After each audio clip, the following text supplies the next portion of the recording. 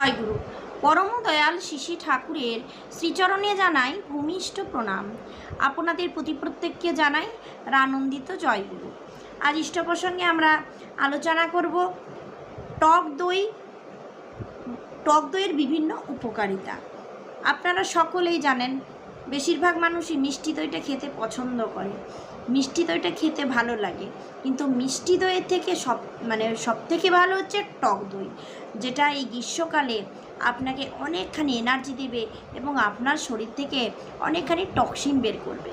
আজকে এই নিয়ে কিছু আলোচনা করব। পুরের বিভিন্ন রকম ছড়া আছে এই টক দইকে কেন্দ্র করে।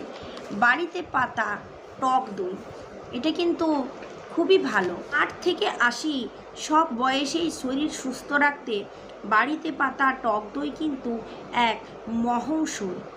পেটের পক্ষে তা অত্যন্ত উপকারী। বাঙালির বদনাম সে পেট রোগা। নিয়মিত টক দই খেলে এ বদনাম ঘুচবে। পাচনতন্ত্রের নানা অংশে, বিশেষত উদ্দান্ত ও বৃহদন্ত্রে ব্যাকটেরিয়াল ইনফেকশন টক দই খেলে সেরে যায়।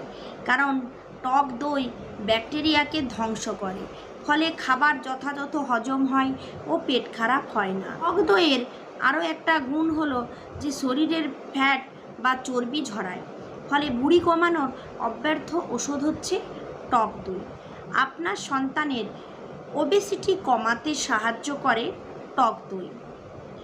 দয়াল আমার কত আগে বলেছিলেন, টক দই কিন্তু নেহাত ভালো, ঝোলা গুড়ে খাস যদি অনেক বালাই দূর করে ওই প্রাচীন নীতি টক দধি। আপনারা সকলেই বাড়িতে কিন্তু এই সময়তে টক দইয়ের ব্যবস্থা করুন, মানে টক দইটা ঘরে পাতুন। শরীরে দুর্গন্ধ, তা সে মুখেই হোক বা ঘামে নিয়মিত টক দই খেলে তাও দূর হয়ে যায়। অনেক সময় দূষিত জল পান করলে ডায়রিয়া, পেট খারাপ প্রভৃতি হয়। এক্ষেত্রেও টক দই অত্যন্ত উপকারী। টক দই জলের সঙ্গে পেটে ঢোকা জীবাণুকে মারতে সাহায্য করে। দই শরীরের বিষ নষ্ট করে শরীরকে সুস্থ রাখে। বেদে টক দইয়ের উল্লেখ আছে। এরপর আপনার সন্তানের হাঁচি কাশি হয়েছে, টক দই একটু চিনি দিয়ে খেলেই সমস্যার সমাধান। দই শরীরের তরলের পরিমাণ বৃদ্ধি করে। হৃদযন্ত্র, মস্তিষ্ক এবং অন্ত্র, এই তিনটি শরীরের যন্ত্রাংশ ছোটবেলা থেকে সুগঠিত হওয়ার জন্য 3-4 বছর বয়স থেকেই দইয়ের ঘোল ছোটদের খেতে দিতে হয়। এটা অনেকটাই ওষুধপথ্যের কাজ করে থাকে।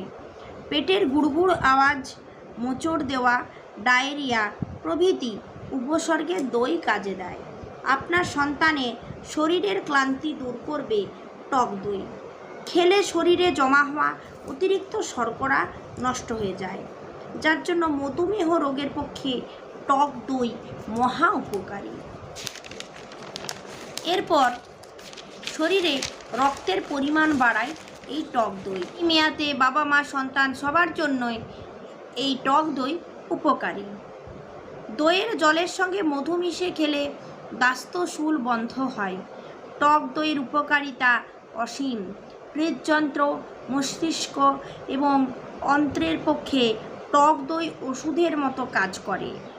আরবি ভাষায় দইকে বলে আল লাবন, আল খামিস, আর ফার্সিতে এর নাম চাক্কাজিন।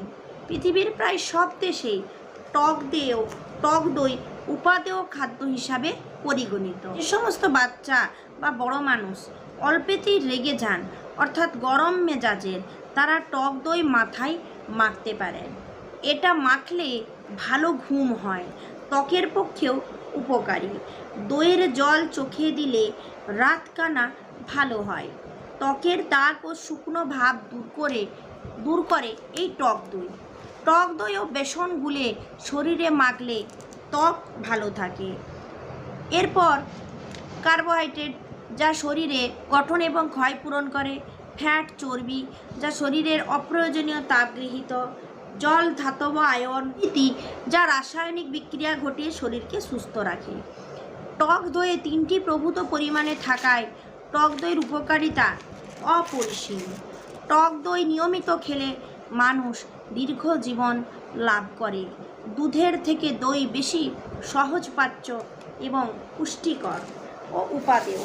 ছাগল, ভেড়া, মোষ, গাধার চাইতে গরুর দুধের দই অনেক বেশি হজমকারক, ক্ষুধাবর্ধক, বল প্রদায়ী, হৃদযন্ত্র, মস্তিষ্ক এবং অন্ত্রকে সুস্থ রাখে। তবে ঘরে পাতা দই খাওয়াই শ্রেয়। আমরা বাইরের দইটা খেতে খুব পছন্দ করি। বাইরে এমন কিছু উপকরণ দিয়ে তৈরি যাতে করে দইটা খেতে আরও টেস্টি হয়, দইটা দেখতেও সুন্দর হয়। কিন্তু ঘরোয়াভাবে আপনি যদি কেবলমাত্র গরুর দুধের দই তৈরি করেন, তাহলে সেই দইটা সবথেকে বলকারক হবে আপনার এবং আপনার সন্তানের জন্য, আপনার পরিবারের জন্য। অনেক সময় বাজারে যে দই কিনতে পাওয়া যায় সেটা জমাতে নানা রাসায়নিক সাহায্য নেওয়া হয়, অ্যাসিডও দেওয়া হয়, ফলে সঠিক তথ্য না জেনে বাজারের দই কিনা অনুচিত। দই সবসময় মাটির পাত্রে রাখা ভালো। সকালে এবং দুপুরে খাওয়া ভালো, রাত্রে নয়। ঘরে পাতা দই সবচেয়ে ভালো। যক্ষা, হুপিং, কাশি, হাঁপানি, পায়েস রোগে দই অত্যন্ত উপকারী।